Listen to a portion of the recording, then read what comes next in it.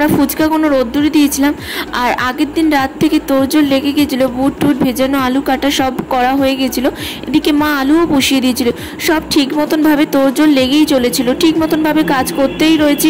এর মাঝখানে চলে আসলো বৃষ্টি, কোথা থেকে জানি না, যখন তখন বৃষ্টিটা লেগেই রয়েছে, একটু থামছে না। এর মধ্যে এত ব্যস্ততার মাঝে আমি রেডি হয়ে হ্রদ দেখতে যাব বলে বেরিয়ে পড়েছি।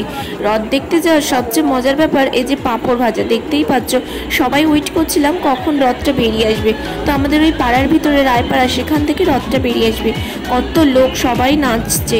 তো ওদের নাচ সৌন্দর্য দেখতে থাকো তোমরা, ভিডিওটা স্কিপ না করে। খুব সুন্দর লাগছে দৃশ্যটা, যেটুকু ভিডিও শেয়ার।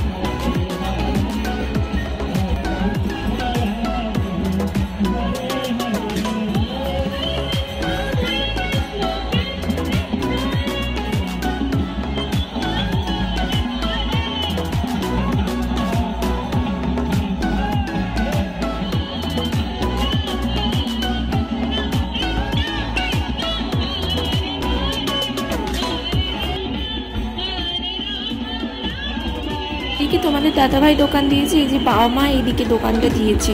তো দেখতেই পাচ্ছ এদিকে সব কোলে বেরিয়ে যাচ্ছে। আমি ওটা করছিলাম রথটা কখন বেরোবে।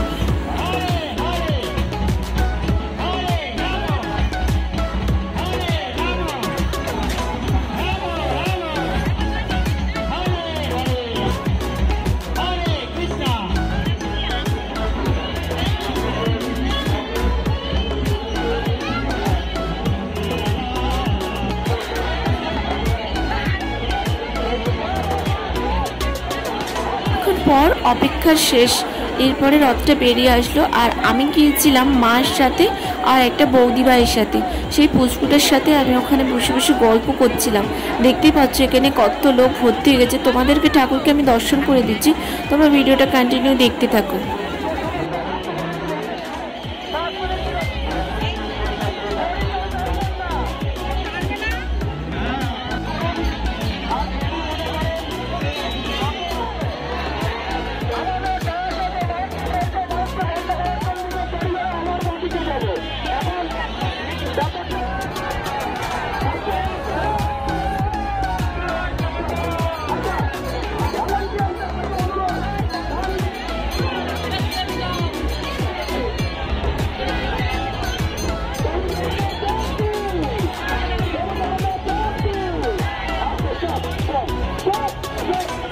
সকলের জয় জগন্নাথ বলো। সকলের মনের আশা কামনা সব কিছু যেন পূরণ হয়, সবাই যেন সাবধানে থাকে। তারপরে হঠাৎ মেলার ভিতরে আমার দেখা হলো সেই ছোট্টবেলার বান্ধবী। তো দেখতেই পাচ্ছ ওরা দুজন এসছে, ওর দাদার শালি এসেছিলো।